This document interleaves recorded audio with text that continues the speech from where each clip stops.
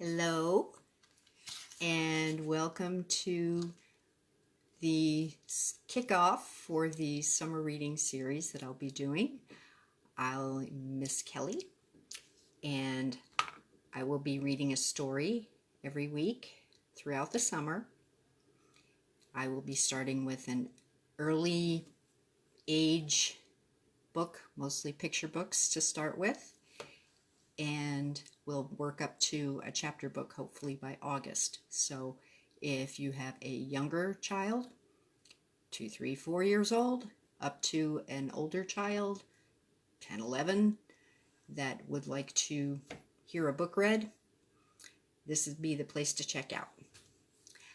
Our local library happens to be doing a summer reading series, and their theme this year is Tales About Tales. That's tales, T-A-L-E-S, like a story, about tales, T-A-I-L-S. So every book will have an animal as a main character. And I thought I'd start off with an animal that I see quite frequently in our front yard, a rabbit. So let me turn the camera around and we'll get started.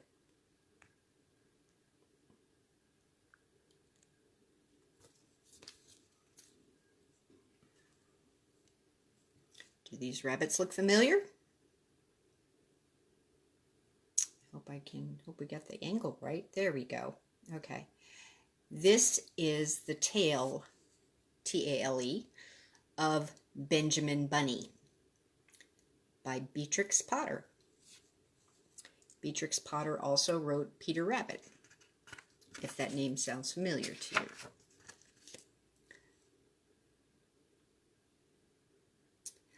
One morning, a little rabbit sat on a bank. He pricked his ears and listened to the trit-trot of a pony. A jig was coming along the road. It was driven by Mr. McGregor, and beside him sat Mrs. McGregor in her best bonnet.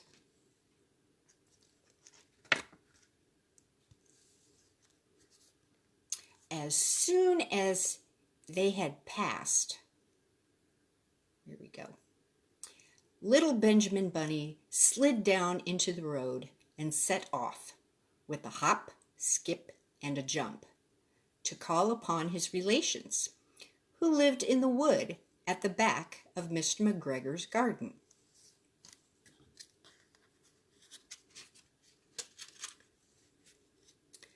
That wood was filled with rabbit holes, and in the neatest, sandiest hole of all lived Benjamin's aunt and his cousins, Flopsy, Mopsy, Cottontail, and Peter. Old Mrs. Rabbit was a widow. She earned her living by knitting rabbit wool mittens and muffets. She also sold herbs and rosemary tea and rabbit tobacco, which we call lavender. Little Benjamin did not very much want to see his aunt. He came around the back of the fir tree and tumbled upon the top of his cousin Peter.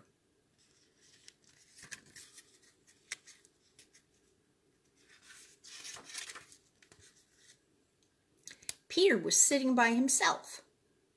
He looked poorly and was dressed in a red cotton pocket handkerchief. "Peter," said little Benjamin in a whisper, "who has got your clothes?"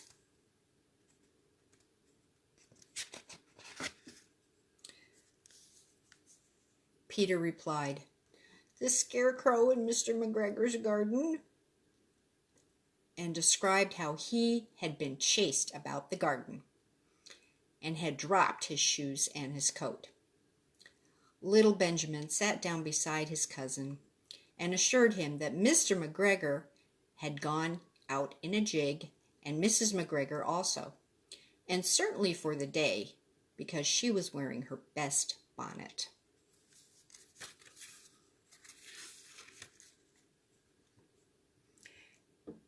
Peter said he had hoped it would rain. At this point, old Mrs. Rabbit's voice was heard yelling from inside the rabbit hole, calling, "Cottontail, Cottontail, fetch some more chamomile."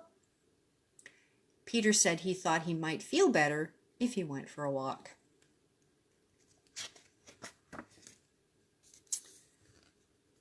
They went away hand in hand and got upon the flat top of the wall at the bottom of the wood. From here they looked down into Mr. McGregor's garden. Peter's coat and shoes were plainly to be seen upon the scarecrow, topped with old Mr. McGregor's tam o' shanter, which is a hat.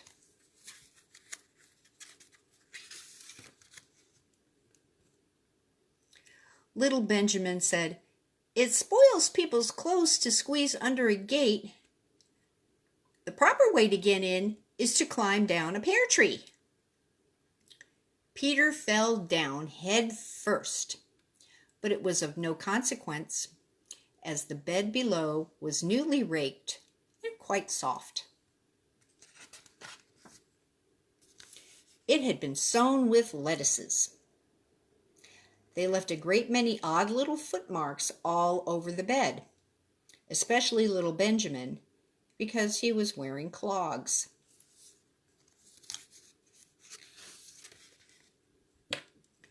Little Benjamin said that the first thing to be done was to get back Peter's clothes, in order that they might be able to use the pocket handkerchief. They took them off the scarecrow. There had been rain during the night. There was water in the shoes, and the coat was somewhat shrunk. Benjamin tried on the tam o' shanter, but it was too big for him.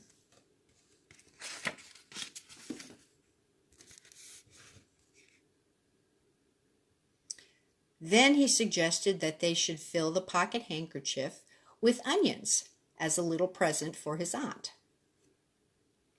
Peter did not seem to be enjoying himself. He kept hearing noises.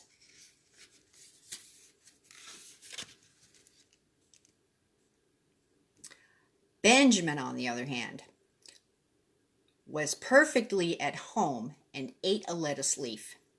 He said that he was in the habit of coming to the garden with his father to get lettuces for their Sunday dinner. The name of little Benjamin's papa was Old Mr. Benjamin Bunny. The lettuces were certainly fine.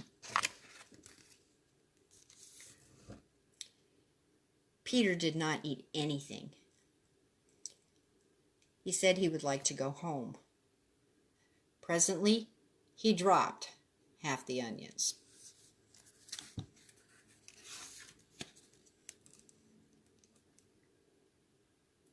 Little Benjamin said that it was not possible to go back up the pear tree with a load of vegetables. He led the way boldly towards the other end of the garden.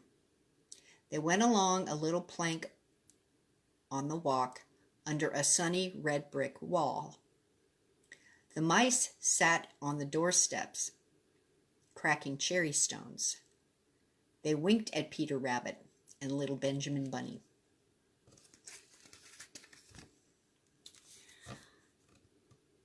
Then Peter let the pocket handkerchief go again.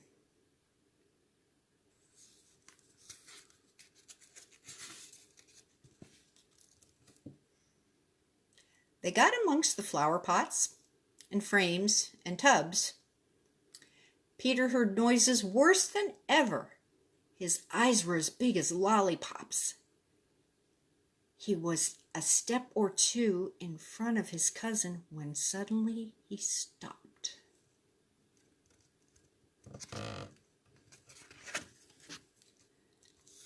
This was the reason those little rabbits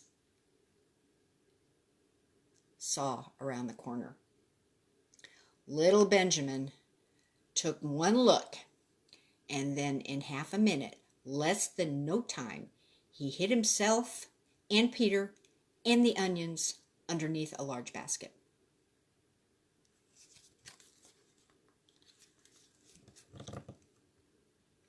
The The cat got up and stretched herself and came and sniffed at the basket. Perhaps she liked the smell of the onions. Anyway, she sat down upon the top of the basket. She sat there for 5 hours. I cannot draw you a picture of Peter and Benjamin underneath the basket because it was quite dark, and because the smell of the onions was fearful. It made Peter Rabbit and little Benjamin cry. The sun got round behind the wood, and it was quite late in the afternoon, but still the cat sat upon the basket.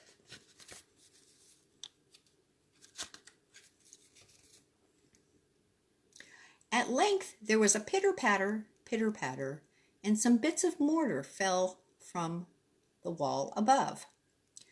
The cat looked up and saw old Mr. Benjamin Bunny prancing along the top of the wall of the upper terrace. He was smoking a pipe of rabbit tobacco, and he had a little switch in his hand. He was looking for his son.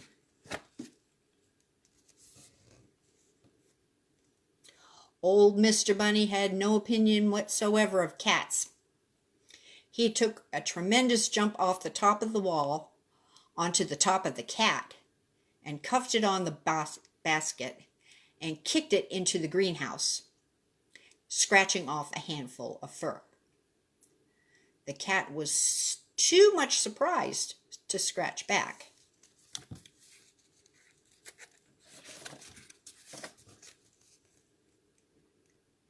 When old Mr. Bunny had driven the cat into the greenhouse, he locked the door. Then he came back to the basket and took out his son Benjamin by the ears and whipped him with his little switch.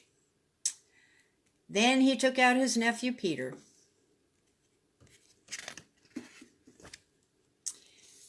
Then he took out the handkerchief of onions and marched out of the garden.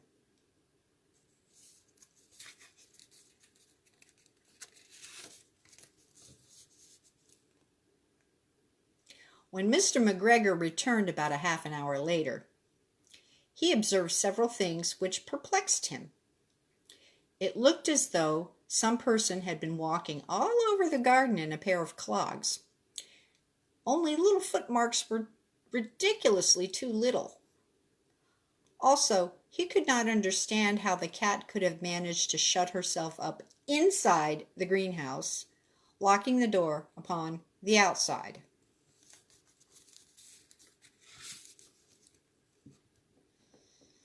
When Peter got home, his mother forgave him, because she was so glad to see that he had found his shoes and coat.